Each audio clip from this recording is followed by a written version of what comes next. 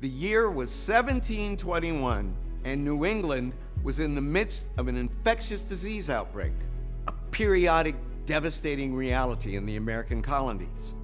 Desperate, colonists turned to a novel method of prevention, a technique invented in Africa and introduced to America by a black man named Onesimus.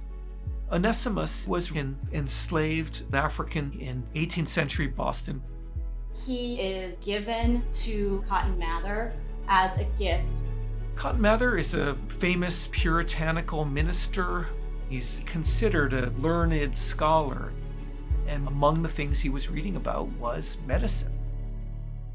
Mather asked Onesimus a lot of questions about things he knew from Africa. Onesimus told his enslaver about the practice of inoculation against smallpox in West Africa. A person would get some of the pus in a wound from someone who had a mild case of smallpox and rub it into their own skin and produce a kind of protection. Smallpox was absolutely terrifying to a city like Boston.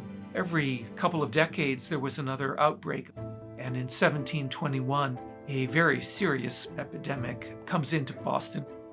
When the epidemic breaks out, Mather joins up with this doctor and they test out the practice of inoculation. That led to a very divided community. A lot of people said, I do not want to be inoculated. I don't trust it.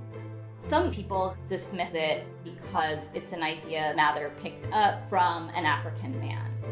But the trial produced such conclusive evidence that inoculation worked. Onesimus knew what he was talking about. There were all kinds of cures that enslaved people knew about from Africa or the Caribbean that improved the lives of their fellow community members, even those who claimed to own them. The tragedy is their history wasn't written down.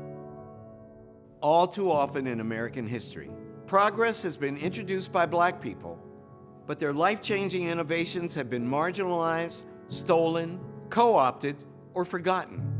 Little else is known about his life, but through Onesimus, African medicine transformed American medicine.